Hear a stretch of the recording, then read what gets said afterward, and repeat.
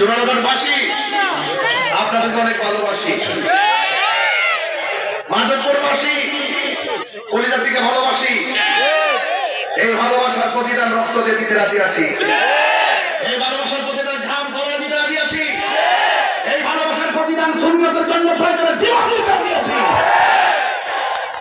এই সমীকরণের আগের সমীকরণে এক জিনিসটা আহলে সুন্নাত ওয়াল জামাতকে দাফন করে দেওয়ার জন্য রাষ্ট্রযন্ত্র ষড়যন্ত্র পেতেছে এবং একটা অপশক্তি কালো ছায়া আসমানের মধ্যে ঘরে কাটা হয়ে গেছে। আর সেই জায়গা থেকে যদি আমরা শুনতে যদি এখন ঐক্যবদ্ধ না হয়, তাহলে এই সমস্ত অপশক্তিগুলো আমাদের ঘরে সমাজে অ্যাটাক করবে। এদের কোনো টুস বিস্কিট খাইয়া বড় বান্ডেল পাইয়া আমরা কাহার কাছে বিক্রি হব না। এবার খেলা হবে অপশক্তির বিরুদ্ধে,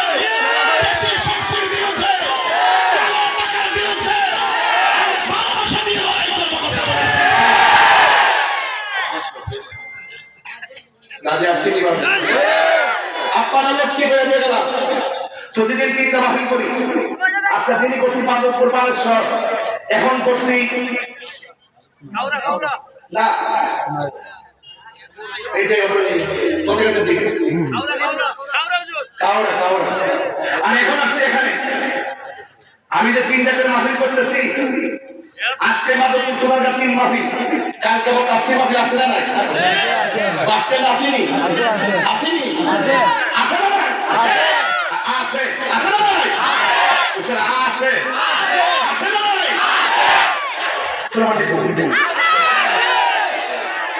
তোমরা ফুলাফান ওয়াজ যেভাবে আসো, এইভাবে যদি দুর্যোগে সংকটে মানুষের কল্যাণে বিভিন্ন সংকটে মানবিক কাজে যদি তোমরা এগিয়ে আসো, আরে এই পোলাপানগুলো ইচ্ছা করলে 24 ঘন্টার ভিতরে মাদক নামক নেশার সমাজ থেকে ডিলেট করে দিতে পারে। তুমি কে, আমি কে? এবার বিপ্লব ঘটাতে চাই, কাজে আসে না নাই বলে?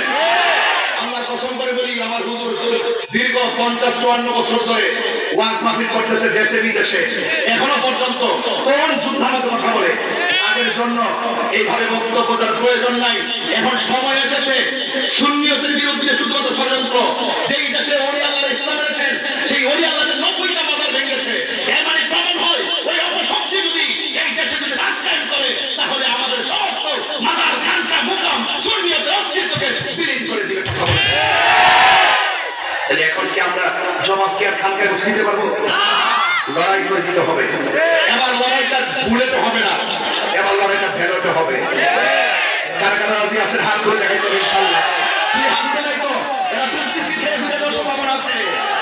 কথা বলেন, এটা স্লোগান হবে না ইনশাআল্লাহ?